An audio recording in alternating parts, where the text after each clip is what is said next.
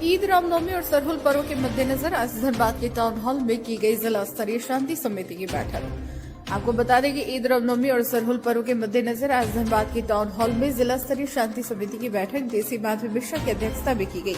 तीनों ही त्योहार को शांतिपूर्वक सौहार्दपूर्ण माहौल में संपन्न कराने पर बैठक में जोर दिया गया। शांति समिति के सदस्यों ने अपने अपने क्षेत्र में सड़क मरम्मति, सड़क को अतिक्रमण से मुक्त करने, पेयजल की व्यवस्था, लाइट, टीओपी चालू करने, चेक पोस्ट बनाने सहित अन्य मामले उठाए गए। जिला प्रशासन ने समस्याओं और सुझावों को सुना और उसे अमल में लाने का भरोसा भी दिया। उपायुक्त ने बैठक के संदर्भ में बताया कि रामनवमी के जुलूस में डीजे नहीं बजेंगे, साउंड सिस्टम की अनुमति होगी, साथ ही अश्लील गाने नहीं बजेंगे। साथ ही अखाड़ा समिति सुनिश्चित करेंगे गड़बड़ी होने पर सीधे समिति के अध्यक्ष सचिव पर कार्रवाई की जाएगी। समय पर अखाड़ा निकालने और समाप्त करने के निर्देश दिए गए। जिन अखाड़ा समितियों के पास लाइसेंस नहीं है वे अखाड़ा नहीं निकालेंगे। समितियों को यह निर्देश दिया जा चुका है कि गड़बड़ी की आशंका पर स्थानीय पुलिस को सूचित करेंगे। ईद की नमाज के समय पुलिस बल की प्रतिनियुक्ति रहेगी। उपायुक्त ने कहा कि त्योहार के मद्देनजर भी और गर्मी को देखते हुए विभागीय पदाधिकारियों के साथ बैठक की गई है। पानी की समस्या को दूर किया जाएगा। सिटी एसपी अजित कुमार ने मीडिया के माध्यम से धनबाद की जनता से पर्व के दौरान किसी भी अफवाहों पर ध्यान न देने की अपील की है। किस बाबत बैठक रखी गई थी?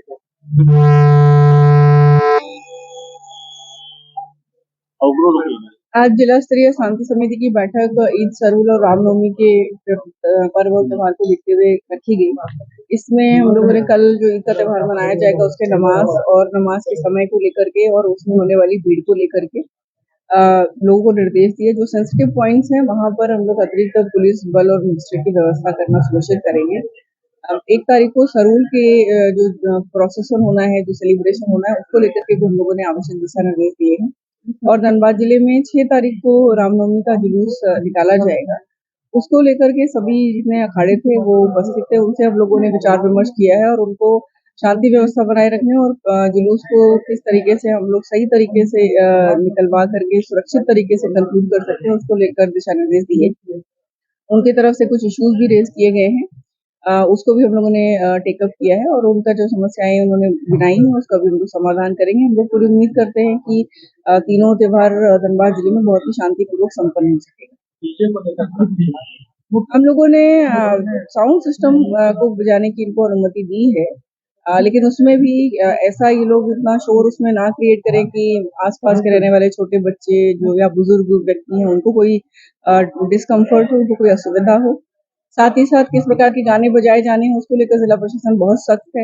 अगर ऐसे कोई आपत्तिजनक या वल्गर गाने बजाने की कोई भी कंप्लेन आएगी तो उसको बहुत ही सख्ती से हम लोग निपटेंगे।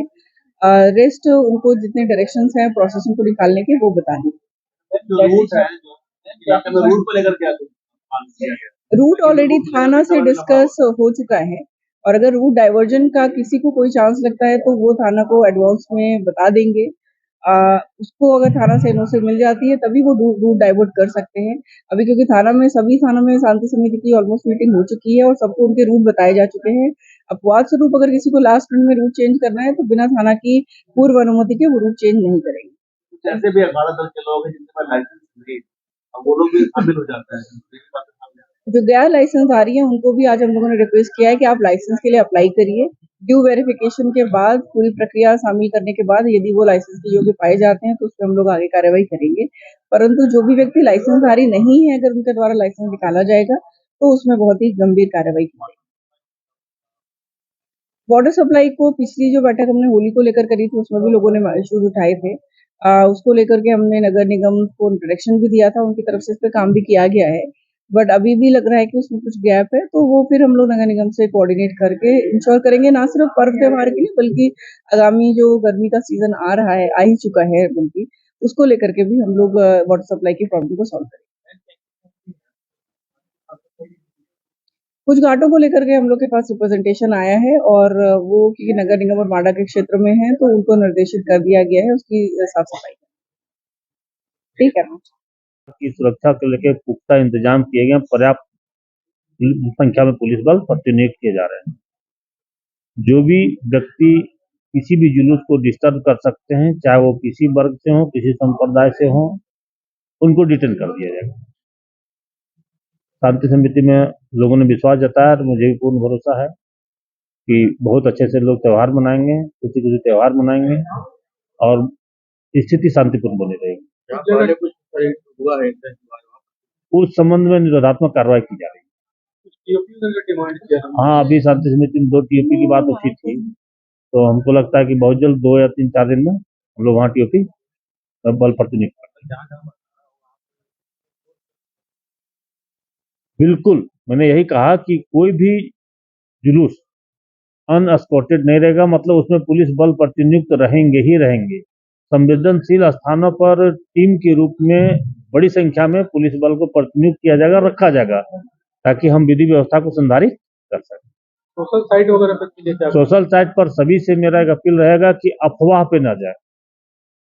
अफवाह पर घटनाएं कुछ होती है, हर मोबाइल पर या सोशल मीडिया पर घटनाएं कुछ और दिखाई जाती है, इसलिए किसी भी अगर साइट पे या किसी भी सोशल साइट पर कोई भी सूचना प्राप्त होती है तो संबंधित थाना को इमीडिएट सूचित करें और ताकि स्थिति बिगड़ने से रोका जा सके, विधि व्यवस्था समस्या उत्पन्न ना हो।